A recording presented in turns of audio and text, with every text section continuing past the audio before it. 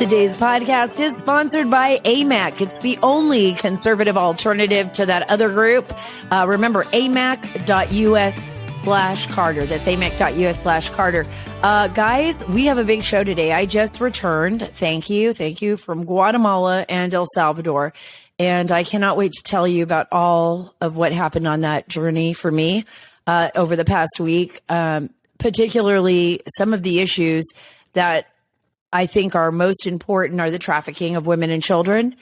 And it was gut-wrenching what I was able to discover and some of the people that I was able to interview, from human traffickers all the way to senior level officials in Guatemala and El Salvador. So I will be bringing that to you in a documentary series, yes, that I have been working on with my nonprofit, the Dark Wire and Investigation Foundation, and Radio America, in order to bring that series to you, a deep investigative series with amazing sources and, I believe, stories that you've never heard before.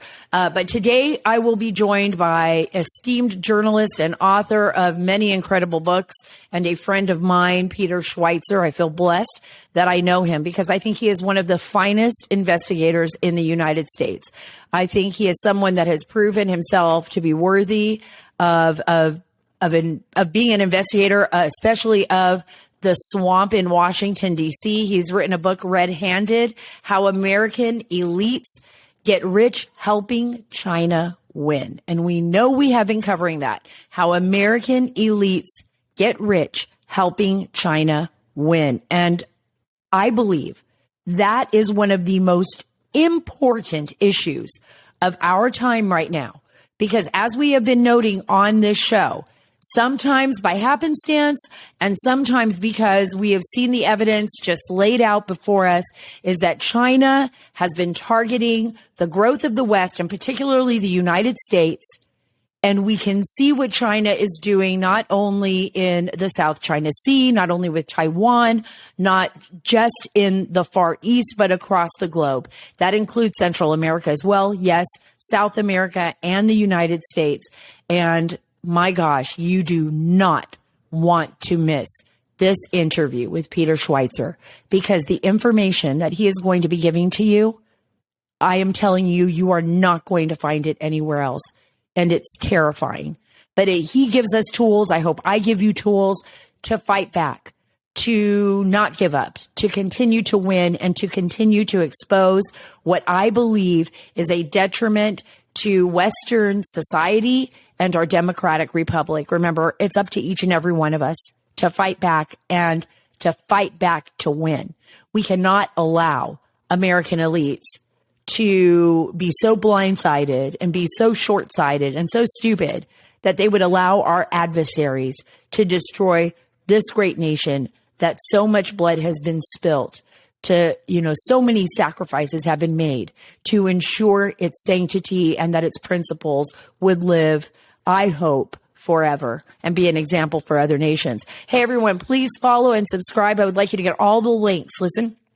Go to SaraACarter.com, SaraACarter.com. You will get the links to my podcast there, wherever you listen to podcasts, whether that's Apple, Spotify, anyone else. You'll also get the links to all my social media, which is on Twitter, at Sara Carter DC, and as well as Instagram and Truth. I want you to be able to get that information. We have a lot that we are up against. And it's going to require us to be in communication with one another. And I know you know that, and I know that. And that is very important to me. By the way, thank you so much when I'm in the airports. Thank you for coming up to me. Thank you for telling me how much you appreciate the shows, the podcasts, and the work that we're doing on Fox News, as well as my website. And I feel like you're family too. And a lot of people will walk up and say, I feel like I know you. And and I'm like, well, I feel like I know you too, because I think we're all in this together. And I don't mean that in the COVID way. I mean, in the way of saving our nation from these adversaries that want to take it down. Folks, there is a friend who is a true American patriot. And I think you all know who I'm going to talk about. And that is Mike Lindell and My Pillow. He is awesome. By the way, Mike, thank you so much. When I saw you at CPAC in Dallas, my daughter was so excited. My 9-year-old daughter, she ran up to Mike Lindell and she's like, "You're the My Pillow guy." She was so excited. We have My Pillow. And so I got a picture with Annalise and Mike Lindell together. He let me do multiple pictures. He was just sitting a few rows over from me. An amazing CPAC where President Donald Trump, and we're going to be talking about Mar-A-Lago, where he spoke and where he gave a vision once again for America, and a vision that I absolutely believe in. One that puts the American people first, one that spreads the principles of freedom and justice throughout the world. And what has happened to President Trump is a tragedy and a travesty, not only to him, but to the American people. And it exposes a very serious problem in our Justice Department and our two-tiered system. And that is what I'm going to talk about with Peter Schweizer as well. But I'm going to get back to Mike Lindell. And I know, Mike, you would be very happy that I made that statement, because I know you believe the same way I do about this great nation. And right now, Mike is having the biggest sale of the year on My Pillow Percale bed sheets. They are awesome. Queen size regular price, $89.98. Now, only $39.98 with the promo code Carter. You've got to use the promo code Carter. Go on there, use the promo code. You will get these amazing bed sheets. They're breathable. They are cool and crisp to the touch. They're durable and built to last. 250 thread count. Yes, they're imported. They're queen sizes, 21 inches by 34 inches, and you get the 2 pillowcases, and they have the large king size. They're available in all styles, varieties, and colors. Go to mypillow.com/Carter or call 1-800-685-7221 for deep discounts on the My Pillow Percale bed sheets. You're just not going to get them better anywhere else. Queen size regular, $89.98, now on sale for $39.98. And while you're there, take advantage of the buy one, get one free sale on My Pillows, towels, and so much more. I've got them all over my house. Visit mypillow.com/Carter or call 1-800-685-7221 today for the sale of the year on My Pillow Percale bed sheets. mypillow.com/Carter or call 1-800-685-7221. So I'm going to start really quick with my trip to El Salvador and Guatemala. I don't want to give everything away because I want you to hear this podcast series. And it's going to include experts from everyone from Derek Maltz, formerly with the Department of Justice, head of the DEA's Special Investigations Division, and his work tracking the drug cartels and terrorists, to people like Gordon Chang, who's an expert in China. Almost every single person that I've interviewed, I'm going to be including in this podcast. Rosie Arascote, who heads anti-trafficking organization against human trafficking. She was a congressional member from the state of Mexico, now is actually in hiding because of the threats that she's received from the drug cartels. She is going to be part of these episodes. I've interviewed congressional members from Congressman Chip Roy to Andy Biggs to Brian Babbitt. I've talked to our local DPS as well as federal agents who have also been involved in the border security issues. And the podcast series, though, isn't about the border necessarily. These first episodes are. But what we're trying to do here with this docuseries is expose this kind of global misinformation campaign. I call it information warfare, right? And other people do too. It's like how we receive the news. What news is being ignored? What is really happening on our national security level, on the humanitarian level, with our foreign policy in Washington, D.C. And we're picking certain areas that we find, as a team, most important and most interesting. And that's what we're doing.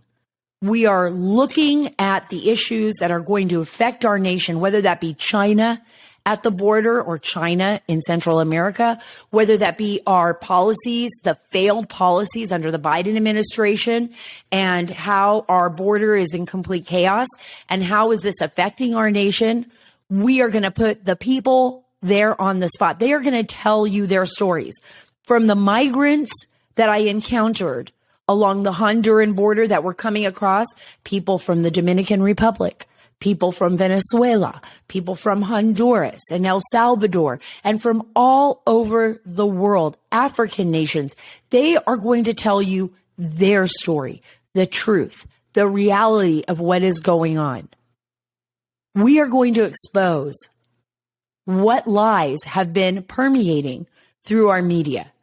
And how are we going to do that? By simply telling the truth, by simply going to the places where these situations are happening, by simply asking the right questions, getting the right documents, bringing on the world-renowned experts that are going to tell you what is really happening, whether that's at the border, whether that's China's operations in the United States, whether that's the American elites and the research that Peter Schweizer has done into their connections with China, whether that is what is happening inside South America and Central America, what's going on with Cuba, whether it is our own foreign policy and our own national policy that is breaking the backbone of our nation. We are going to find those stories. We're going to bring them to you. And not only are we going to do that, we're going to bring you solutions that will help you and I fight back and save the nation that we love, so that when we're no longer here, our children and our grandchildren and our great-grandchildren, and for that matter, the rest of the world, will benefit from the principles that have made this experiment, the United States of America, so great and so prosperous for all of us. I want that to exist in the future.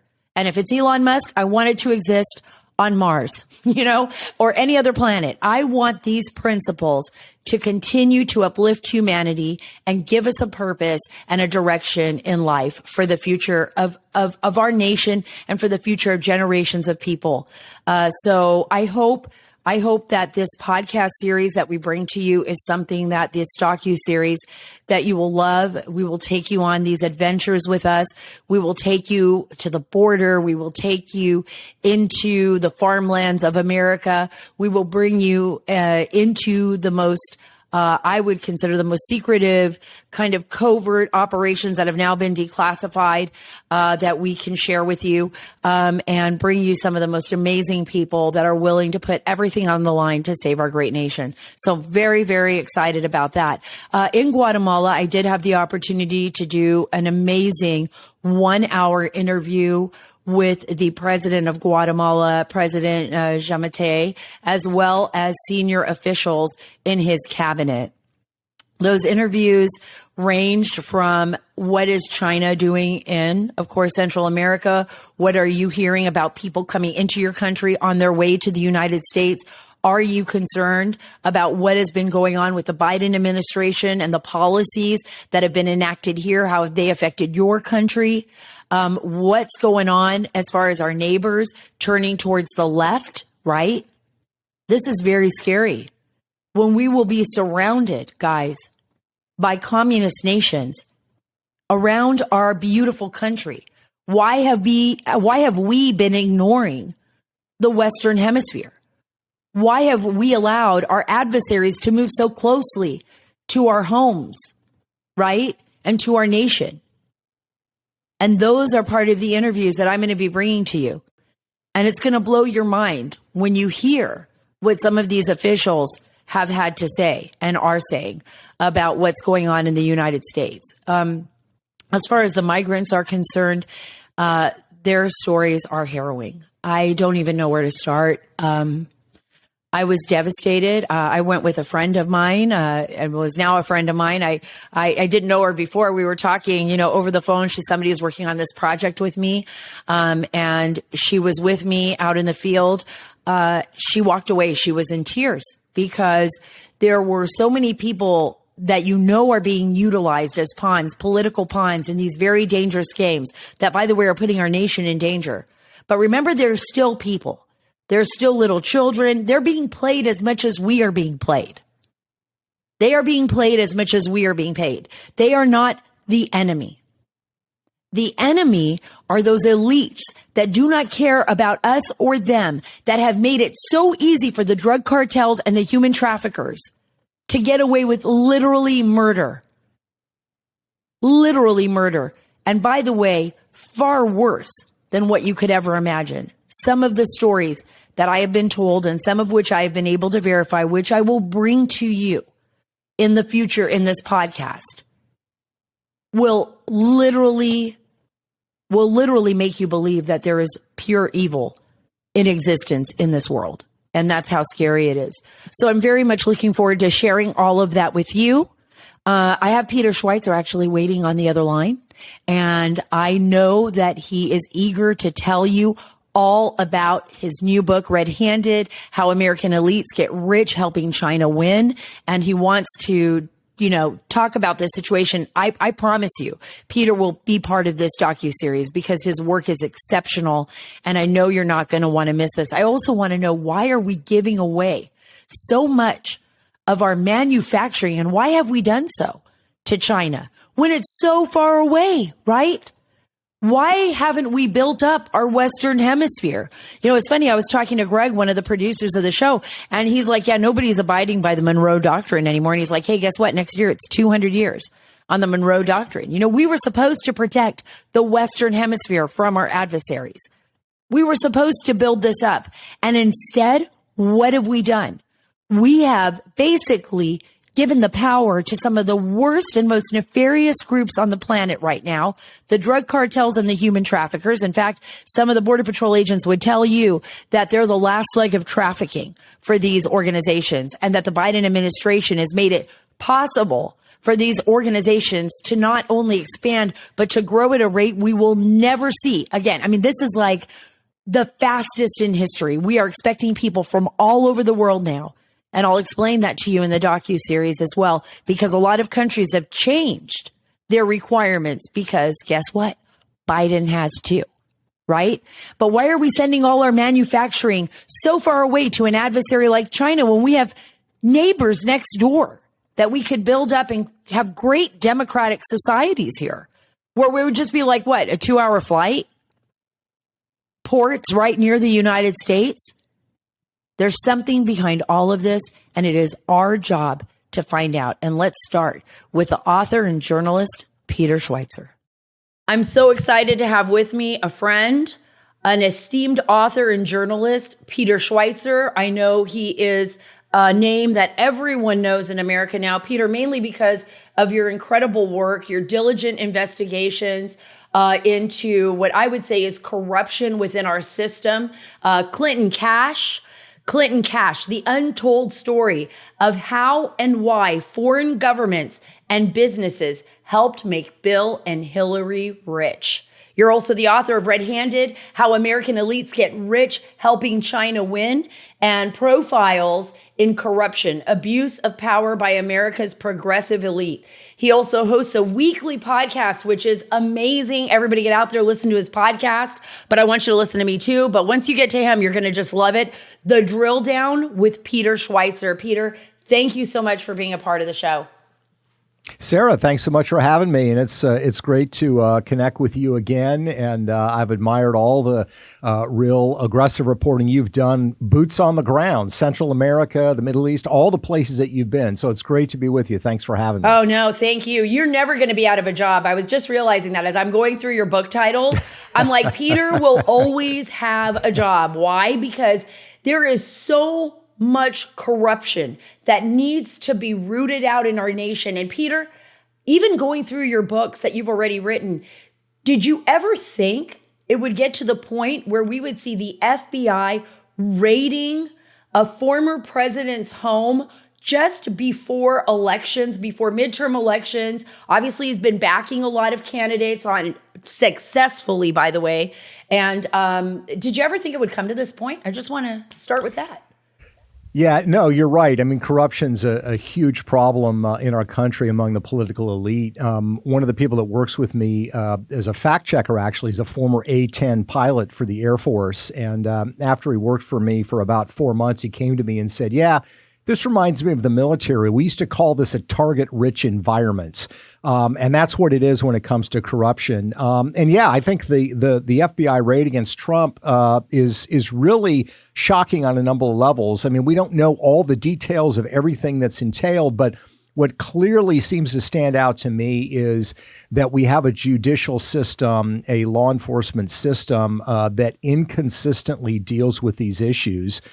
We know that General Petraeus, we know certainly Hillary Clinton had a lot of top secret information. Hillary on her laptop, it was acknowledged that there were top secret documents there. And yet the decision from the FBI was they weren't going to pursue that case because they, quote unquote, couldn't provide motive, even though the statute didn't require proving motive. And yet you have here a raid done, not a subpoena issued, not further discussions between Trump's lawyers and the federal government about documents, whether these documents are still here or not.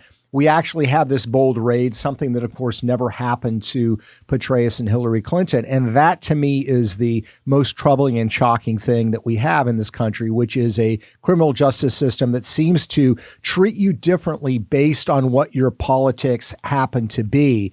And when you reach that point, you have a criminal justice system that's not much about justice anymore. Truly, for many Americans, and I can't even begin to tell you how many people have stopped me in the airports. And by the way, in Central America. So I was literally on a bus, I know, don't even ask me why, but I was on a bus in Central America. This is the glamorous life. This is the glamorous life you live. Hey, look, somebody told me it was a first class.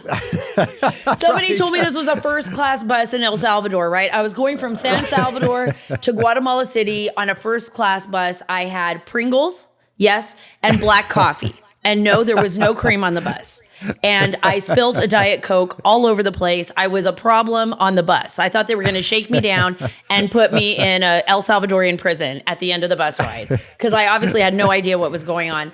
But beyond that, I was getting phone calls from senior officials, even in Guatemala at the time, and from others, across the globe, like, what's happening in the United States?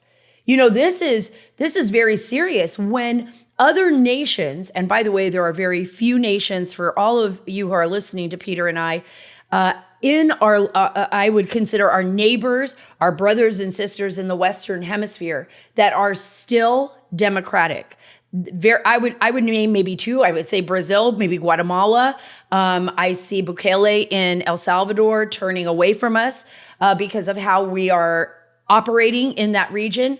But when you hear this and you hear the fear in even foreign governments about what's happening in the United States, you start to realize, wow, this is very serious. This is not something that is going to resolve itself in a simple 2-day examination of documents, which we'll get into, that were taken from Mar-A-Lago, or because this is about a deep state, a very real deep state bureaucracy that is trying to not take away from President Trump, but take away from the American people their right to elect who they see fit for this nation. Yeah, I mean, that seems to be the motives of some very powerful people involved in this story. I mean, they seem to be looking for a way to disqualify Donald Trump from being on the ballots. There's this federal law that deals with records that apparently says that if you violate this law, you will no longer be able to seek federal office. I don't know that that's constitutional. There's a whole question, but there's no question. What seems to be going on here is something that has happened with corrupt cops in big city America for a while. And the old saying was, find the man, then find the crime. Right. In other words, if you're a corrupt cop and there's somebody you don't like, maybe it's a shop owner that didn't show you respect. Maybe it's somebody that didn't pay a bribe. Maybe it's somebody that just looked at you or dated your sister and didn't treat her well. The cops would say, I want to nail this guy, so I'm going to now figure out what crime I can tag on him. Well, that's a corrupt criminal justice system. And if you look at the corrosion that societies go through when great countries or in the historically great empires go into decline. You have the problem with electoral politics, of course, and that's been discussed about what's going on. You have corruption among political leaders. But one of the real warning signs is when the actual criminal justice system itself ends up being selective in who it goes after, how it goes after them. That is a massive warning sign. Now, I don't know with Donald Trump what the status of these documents are, but the bottom line is there clearly was a dialogue going on between Trump's lawyers and the federal government over which documents he had, whether those documents needed to return. There was a whole chaos when he left in terms of what was put in boxes. I get all that, but there were lines of communication that were being established. That is, to me, very different than what you had with Hillary Clinton, where she went basically behind the backs of federal authorities, created this server, was putting classified material on that server. And let's remember, by the way, Sarah, that it was acknowledged by Jim Comey as FBI director that her server had been intruded upon by a foreign power. Right. So it's known that the documents she had on the server that were top secret were accessed by a foreign power. And wait right there, Peter. You're absolutely right. And some of those documents, by the way, just for everybody out there who's listening, had actual lists, according to sources that I've spoken with and according to evidence that has been revealed by both you, Judicial Watch. These were documents that listed some of our assets and allies overseas. So I want you to think about like what happens when a foreign adversary accesses U.S. top secret classified information that has information about our assets or our allies or people who may be working for us covertly. I'm just throwing it out there, the possibility overseas. What happens to those people? What happens to our information? What happens to our system in an effort to protect them? I tell you what, it crumbles completely. Yeah. And what was Hillary Clinton's defense? Oh, I didn't know that this material was classified. Now, this is somebody who was First Lady of the United States when her husband was president. She was involved in a lot of decision making. She went to the Senate. She was involved with committees that had access to sensitive material. She then became the Secretary of State of the United States. She has a team around her. Ignorance was not a defense in her case. Now, you compare that to what we know right now about Trump and the documents, which is Donald Trump believes that there's sort of this chaotic, and this happens with a lot of presidents, this sort of chaotic where things are put into boxes. It's not, by the way, like Donald Trump and Melania were stuffing boxes and putting them in U-Haul. This is being done by government employees, by GSA, by lawyers, trusted aides. It ends up at Mar-a-Lago. And we know there's been this ongoing discussion where certain documents were returned. There were discussions about other documents. That's all interrupted by a raid that goes to his personal residence. They're going through Melania's, apparently her personal wardrobe, as if there's top secret documents being hidden there. As if she was using it for a fashion statement. She's like, wait, let me just put the nuclear codes on the back of my new jacket. Right. It's kind of like when AOC had the, tax the rich that she showed up for that fashion show. Melania was going to have. I mean, it's absurd. So to me, it's that massive disconnect in the way you are treating different cases that is most bothersome here. And that's what I think enrages most people. Most people are not saying, well, Donald Trump can keep what he wants. Most people are saying if there's some confusion here, they're working it through. His lawyers are talking about it, working through and deal with it. That's not the way it was handled with Hillary Clinton. And that's where I think most people get very frustrated and they feel like there are ulterior motives. I found the man. Now let's find the crime. We found Donald Trump. We're angry with him for a variety of reasons. So now we are going to try to pin something on him so he cannot run again because we don't want voters to decide the 2024 election. And I just think that is a reprehensible place for us to be. And it's so short-sighted. Unless what they want to do is fracture and destroy this nation. Because any country in the world and anybody in government that is worth their salt, that anybody who's studied history, anybody who's worked in foreign policy knows that when you travel overseas, the biggest problem you'll have in nations, especially developing nations, or I don't like to use the word third world, but in countries where we've been involved in, for example, like Afghanistan, is the corrupt justice system. That's what destroys everything. Yeah. What backlash for the United States today is that day, right? This is 1 year since Biden totally destroyed any gains we made in South Asia. This is the day when Biden and his administration pulled everybody out. The biggest issue in Afghanistan and in Pakistan, whenever I went there to work, from the people that were farming to the people at the highest levels of government, was a corrupt justice system, a two-tiered justice system. That was it. That was the main thing. And now look what's happening in our country. I'm astonished that how short-sighted this political civil war is, I would say, internally in Washington, that the American people are rising up and saying, look, we're not going to deal with this anymore. You are going to listen to us. Yeah, no, that's exactly right. And the Biden administration, I think, is trying to play cute by this, because essentially what they're saying, what Merrick Garland and others are saying is, well, this is really a decision made by the FBI. It was not a decision made by the FBI. It's the Department of Justice that decides how these things are handled. And they specifically chose not to continue the dialogue with the Trump team to make sure that the documents are collected or to get clarification where it needs to be done. They didn't even decide to say, well, we want to issue a subpoena to get those records. Of course, they didn't do that with Hillary Clinton, and they never did that with General Petraeus. In the case of Hillary Clinton, remember, when they questioned her about these issues, they didn't even put her under oath. So it just, again, shows this disparate impact. But they decided with Trump to go with the nuclear option. And that's, I think, the problem. And, let's be clear about this. If you have corruption in the electoral system, you get leaders that necessarily didn't win a popular vote, or you get leaders that, are corrupt in some way. When you have a corrupt judicial system, you now have people that can arbitrarily decide who goes to jail, who's going to lose their freedom.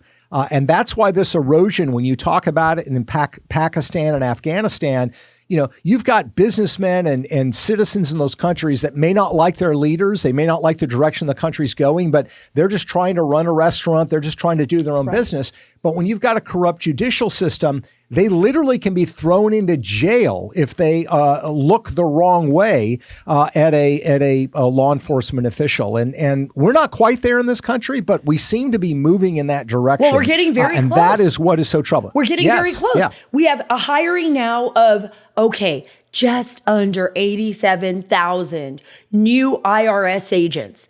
They are armed agents. By the way, a lot of people have brought this up. I've brought this up. It's not like they're a part of our federal government. It's almost privatized, correct? Am I correct? Working with the government. So we have armed IRS agents. We have armed federal agents of the FBI that we are supposed to entrust our national security to. And now they're busting in, and I'm sure there's, like Sean Hannity, he has said this, many times, I'm sure there's 95%, all these great, wonderful people. Well, I'm saying this, stand up. I know a lot of the FBI agents. I spoke to one recently that is going to talk to me on background that was right there in the middle of the whole entire Hillary Clinton mess, and said that most of the FBI agents, when Hillary was let go from that mess, were stunned. We're just like, how did this happen? Who made this decision? Because charges should have been brought against her. So you hear the same thing with Hunter Biden, Sarah. Think about, and you've done a lot of great reporting on this in the past. The situation with the alleged meetings with the Russians in Trump Tower and all the Russia collusion stuff that was presented in the context of concerns about national security, the integrity of the first family, which all, of course, ended up not being true. In the case of the Bidens, you have the fact that Hunter Biden and the Biden family has received, by the account of the laptop and other material, some $31 million. I talk about this in my book. And if you look at the four businessmen mentioned in the emails that set those deals up, Sarah, each and every one of them has ties to the highest levels of Chinese intelligence, meaning one guy who helped arrange a $20 million deal for Hunter Biden at the exact same time he did that deal was business partners with the vice minister for state security in China. Are we compromised? Are we compromised, Peter? Because I'm telling you, I'm seeing it happen across the United States. I didn't do as much intensive investigation as you, but I see land being sold to the Chinese government and to Chinese communist members. I see a telecom communication system being infiltrated by Chinese Huawei and 5G around our nuclear facilities in Montana. 150 nuclear silos with, by the way, Minuteman III ICBMs, right? These infiltrated, literally, folks, with technology by the Chinese. And now you're telling me at what we know and what our friends in intelligence in Washington, D.C. would know if they held a TS clearance, that if they were doing business with our adversaries, they would be taken into custody, they would be shook down, all of their computers and laptops would be seized, you would hope, and they would probably end up going to jail for espionage. But now we know that the president and his son, on your book, you guys got to read this book, are doing this. Talk to me about, are we compromised? Yeah, I mean, I think we are. I mean, look, the Chinese have a term for it. They call it elite capture. And the strategy is they want to effectively capture elites in other countries. They've done it in Australia and New Zealand. They're doing it in the United States. And they basically want to entice elites by giving them sweetheart deals, helping make them rich, because that's going to give them leverage over those elites. That's what you have with the Bidens. And what you also have, by the way, is an apparent lack of curiosity by our law enforcement establishment. So they want to look at Trump involved with Russia collusion. And, when those first, claims came out, I thought, oh my gosh, well, yeah, we ought to investigate this. Mm-hmm. It quickly fell apart because there was no basis to it. There's no evidence that there's a serious investigation by the FBI on counterintelligence terms that the first family of the United States has taken tens of millions of dollars from Chinese businessmen linked to the Chinese Ministry of State Security. Now, I know, Sarah, you are a student of history.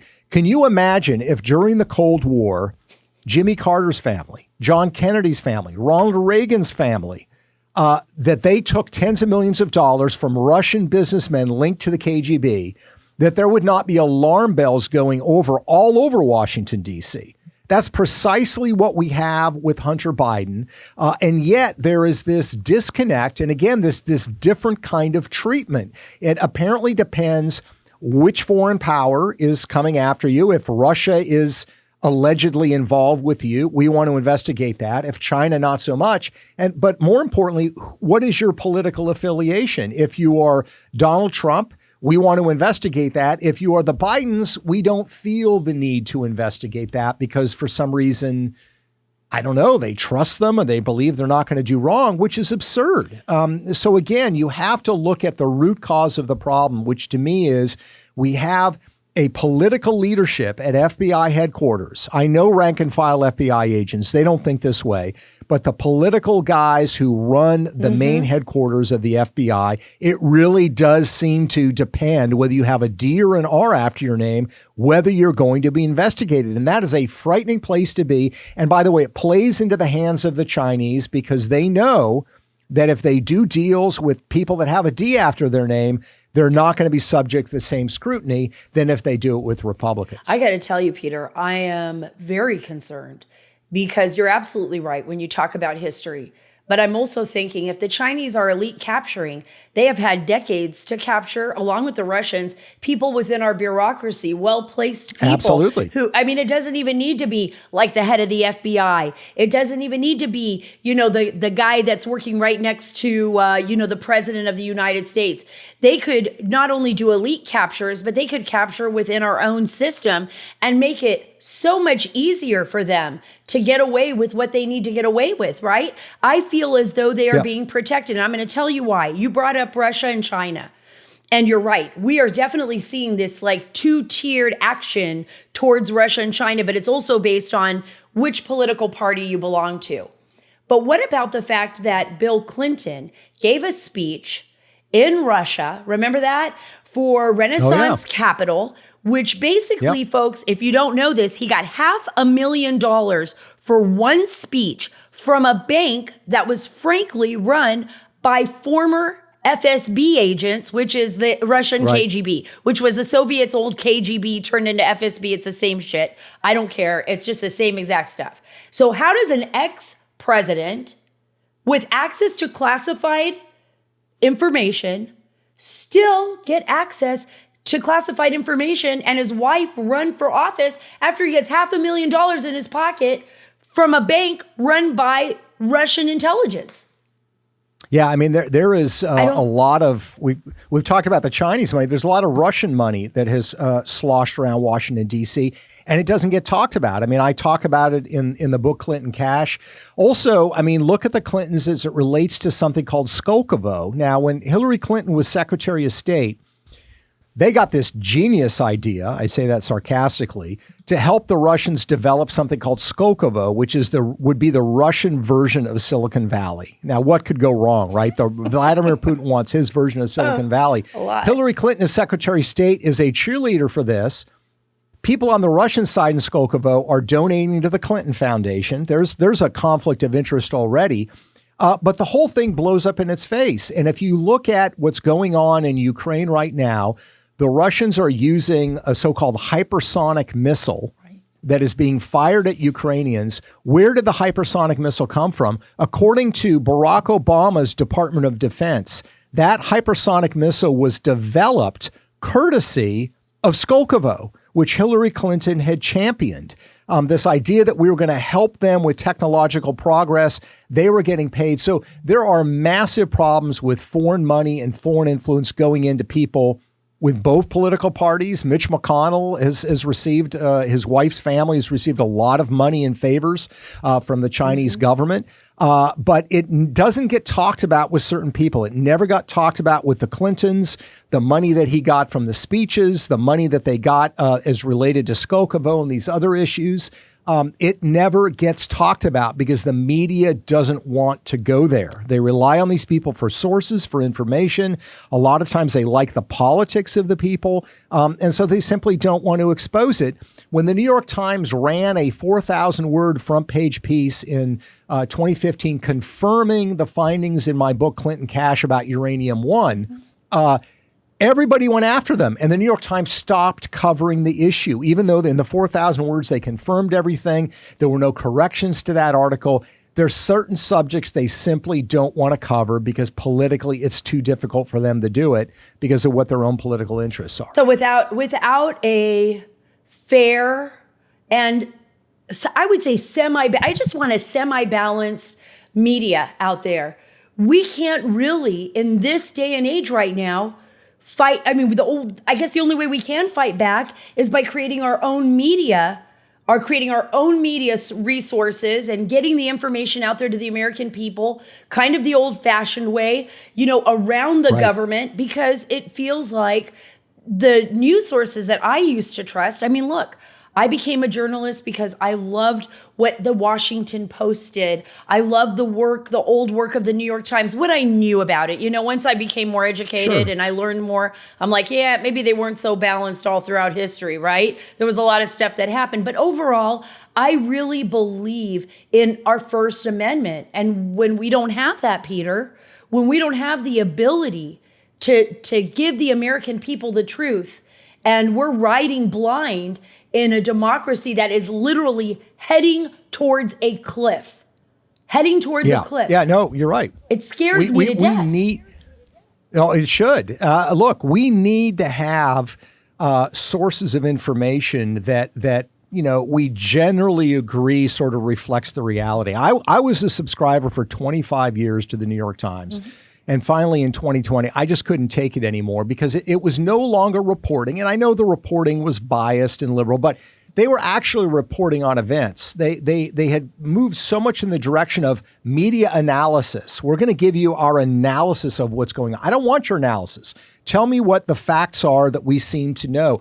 We don't have that source of information anymore. So alternative sources are needed and are necessary. And I'm kind of optimistic on this point, Sarah, because think about this. If you are somebody who relies on the New York Times for the sources of information about politics and national events, you had really no idea who Hunter Biden was through the 2020 election. Right. All you knew was that he was his son. And yet all the reporting that I'd started doing in 2018, you did more reporting on it. Then you had the Hunter Biden laptop. All of that was ignored by the New York Times. And then lo and behold, the New York Times acknowledges in early 2022, oh, yeah, okay, maybe the laptop is real. Oh, okay, maybe Hunter Biden did do these deals in China. You've got to be very angry as a New York Times reporter, even if you're liberal, because you'd at least like to know what's going on. Right. And to pretend like this is not a story really damaged the credibility of the New York Times. And I think they're paying a price for that. Well, I've always said, there used to be a time where we could discuss, where we could talk between Democrats and Republicans and independents and have common discourse that would lead to some kind of resolution. That's what America is about. We're not supposed to be hating each other, but we're also watching. And I think you see a lot of independents worried about the same. You see Democrats now worried and concerned about this same issue, that we see our nation swaying towards this kind of fascist, totalitarian ideology where people can be ostracized for their ideas, where there's no longer free discourse among our people to speak freely. And that scares me. That really scares me, Peter. And I'm glad we're talking about it. Before I let you go, though, I want to talk a little bit just quickly. You talked about the Inflation Reduction Act. About this bill, the Democrats were able to get through the Senate. You talked about this on your most recent episode of your podcast. It's, guys, the Drill Down with Peter Schweizer. I want you to listen to it. What are some of the aspects of the bill that you think deserve some extra scrutiny? And that goes right back to the beginning of my conversation with you, where it's the hiring of an extra, almost 87,000 IRS agents. And what would they be planning on doing with that? I guess battalions of IRS agents storming across America. It's like stormtroopers of guys with calculators and guns, guys with calculators and guns.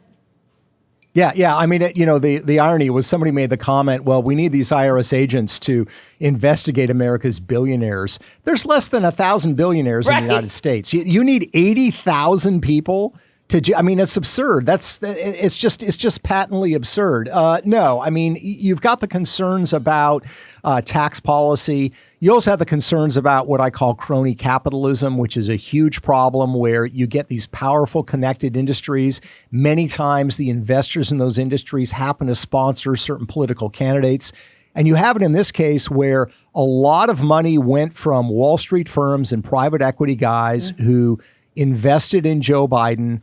They were also major shareholders, controlling shareholders in a lot of green energy companies. And guess what? This bill is a huge godsend to green energy companies. So you have that crony capitalism aspect of it. But even worse than that, Sarah, this bill and now law is a huge giveaway to China. How is that? Well, the bill creates massive incentives for people to buy wind energy technologies, solar technologies. 80% of those technologies are produced in China, not in the United States. Now, we did have, under Donald Trump, tariffs that would help American solar panel companies compete against the Chinese, who were, of course, being subsidized by their government. But guess what? Joe Biden got rid of those tariffs, no doubt. Got rid of those protections on the American solar industry. So what's literally going to happen is 80% of the economic benefit of the renewable energy component of this bill is going to end up benefiting China, because that's where the technology is going to be bought. And China is going to be the new OPEC when it comes to green energy. They dominate it. They are driving out European and American companies that are competing in these technologies. So this is a massive giveaway to Beijing. And that's one of those things that's not even being discussed about this bill by and large. Wow. That just blew my mind, because it's not that it's bad enough already. Not that it's bad enough, but I really believe there should be some kind of special investigation. I don't even know where to go. This is what people tell me. They say, Sara, you were on TV all the time. You, John Solomon, Peter Schweizer, you were Sean Hannity. Everybody was just, we're going to have justice. We're going to have justice. I don't know how many times you hear this. And then we wake up the next morning and nothing, because the DOJ does Nothing. Peter, I guess before I let you go, what can we do? What can we do as a nation?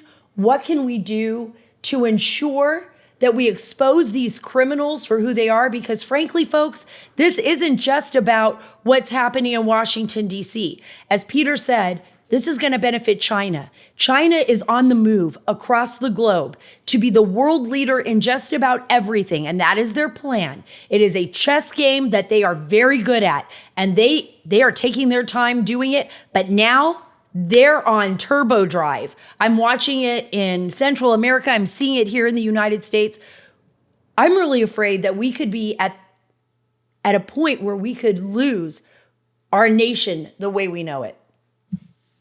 Yeah, and I mean, this is what China wants, is they want sort of an existential extension of their system into the United States. And you're already seeing, for example, in Hollywood, a lot of self-censorship going on. They're not going to run a story where the CCP or the Chinese government is doing something bad, because China will then censor the films that they want to distribute in their country. So it's leading to actual censorship in the United States of films that would never even be distributed in China. So China is already having an influence and an effect on our dialogue. What I would say is what we can do is, number one, you cannot lose heart. A lot of people say, oh, I kind of give up. There's not going to be any justice. Here's what I would say to you if that's your mindset.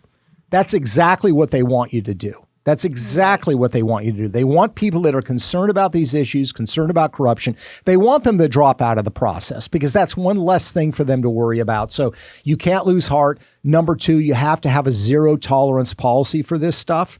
So, you know, if you are a conservative Republican, you need to be concerned about corrupt Republicans. You can't just call out corrupt Democrats. So you've got to be an equal opportunity individual that's calling out, being a Paul Revere, whether it's the Brits or somebody else coming. That's the second thing. And the third thing I would say is, you've got to be, in your communication with your elected officials, you've got to be relentless and explain to them that this matters to you. Most of them in Washington, D.C., even Republicans, think most people don't care. They care about their tax rate. They care about other issues. They care about their Social Security check showing up on time. They don't care about these issues. That's not true, but that's the perception. And so we need to continue to remind them, politely but firmly, that these issues matter to us, and we're going to vote on them. And when that message becomes clear, we're going to get movement. And again, I continue to be optimistic on this. The Department of Justice has not moved on these issues, but I really do believe that if the Republicans take power in November, we are going to see some investigatory committees that have subpoena power actually call people to testify under oath. And let's remember what's happened here. In the case of Steve Bannon, he did not show up and testify. They have now charged him with contempt of Congress. Again, let's be consistent. If Hunter Biden is called to testify and he doesn't show up, let's make sure that he is prosecuted and charged, if that is the standard we're going to operate under today. Wow, from your mouth to God's ears, Peter. I hope everybody gets out there, buy Peter Schweizer's book, Clinton Cash. Remember the untold story of how and why foreign governments and businesses helped make Bill and Hillary rich. Red-handed, how American elites get rich helping China win, and profiles in corruption, abuse of power by America's progressive elite. Listen to his podcast, The Drill Down with Peter Schweizer. I'm telling you, if you want to get educated before 2024, read Peter Schweizer's work. He's done it all for you. He is an avid investigator, and I'm sure you've got a ton more books on the way, Peter. I would just be happy to get one book out. I'll be happy in my lifetime. Just one book. I'm trying so hard. Just one guide, just one. In between taking kids to school in the morning and going to Central America and, you know, all of that stuff. Just one book. You've got a lot on your plate, Sara, and I want to commend you for your fearless reporting. I'm glad you're back safe from Central America, and just keep up the great work. There aren't a lot of people that want to do boots on the ground reporting anymore. Right. Part of it is concerns for security. Part of it is some people are just lazy, but you are fearless and you are not lazy. So keep up the great work. Thank you for all the great reporting that you're doing. Thank you so much, Peter. Great to have you on the show, and I hope you come back soon. Okay, we got to bring Peter Schweizer back, because I felt like I could have talked to him for like 3 hours. His interview was incredible, and there's so much more to learn. Like I said, get his books. I think they're brilliant, and I think he's brilliant. I wanted to end this by talking to you a little bit about the border again, because I think, everything that's been happening with President Trump and what we're seeing from the deep state goes back to the fact that we did not have these problems under President Trump. These are problems that are created by people who want this kind of chaos, because all you have to do is look at a headline. This is from Breitbart, right? This is an opinion piece at Breitbart, but it's an exclusive. It has a fact in it that should shock the conscience of everyone. A record 670 migrants faced horrific deaths in crossing the U.S. border in 2022 alone. 670 people. That includes children, folks, right? That includes children. And it happens not because these are just, all these bad people trying to break our laws. No, that's because President Biden and his administration literally said, we are going to turn over and end all of the executive orders put in place by President Trump, and the border is going to be wide open. We're going to go back to letting people in, but they're not flying them in and creating visas and a normal process by which human beings can travel. No, they are opening an illegal entry into the United States, which is really weird. Why would anybody even try to do it the right way?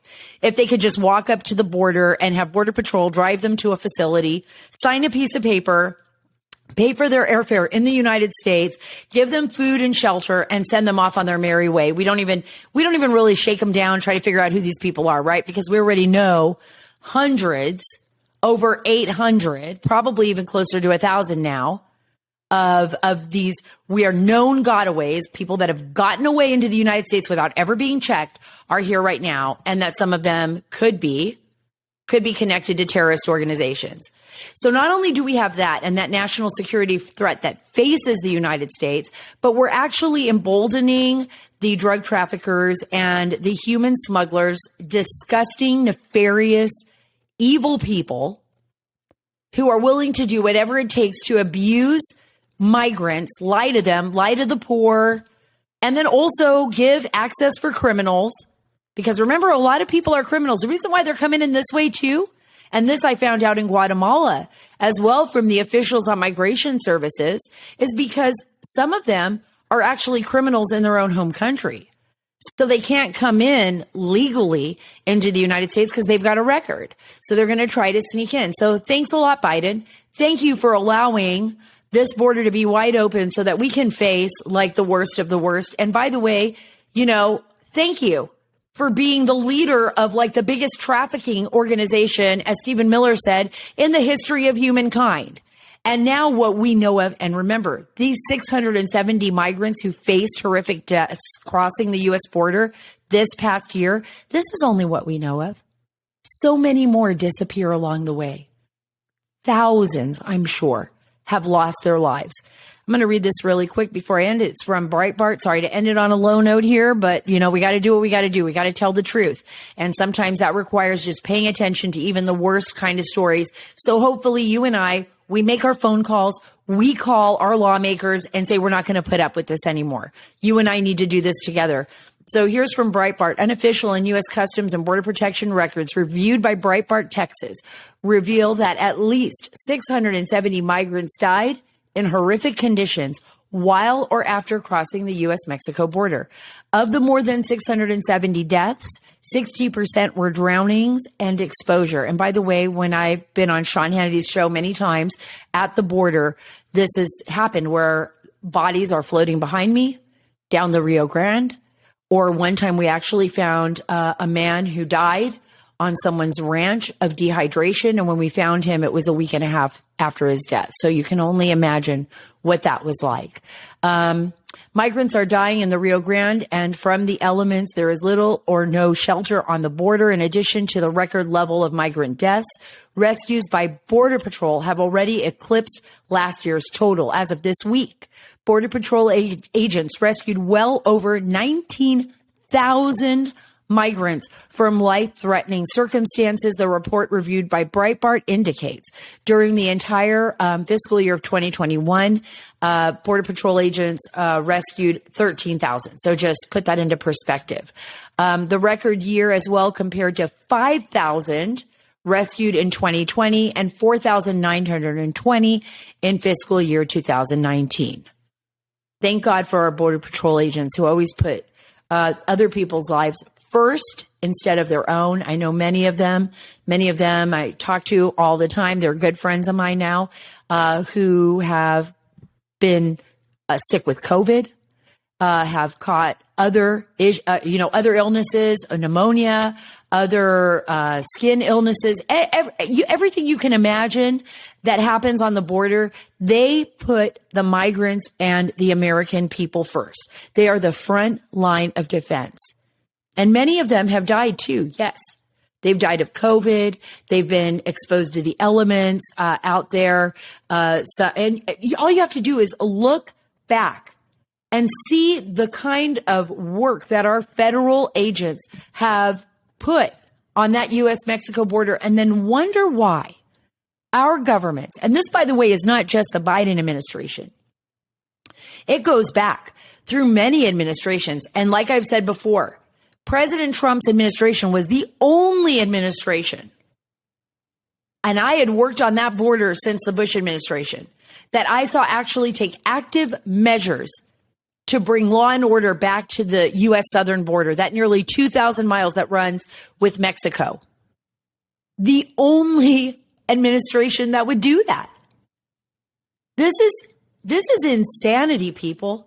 This should not be happening in the United States of America.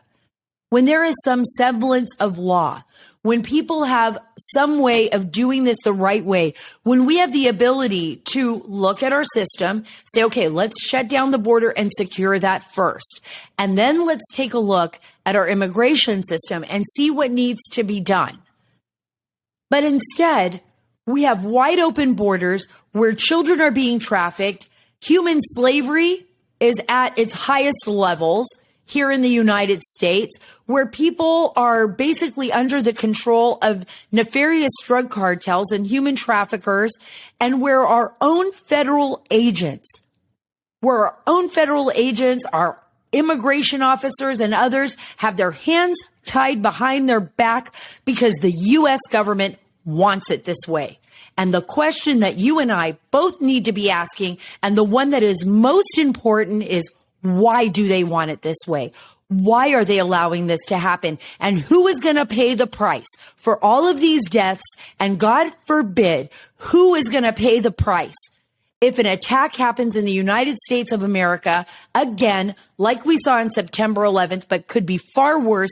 Who is going to pay the price for that if those people came in through a screwed up immigration system that did little to protect the American people and our nation from our enemies and our adversaries? Thank you so much for listening to the Sara Carter Show. God bless you. God bless our great nation. And God bless the great state of Texas and the border that we buttress with Mexico, because God help us all if we don't pay attention to it now.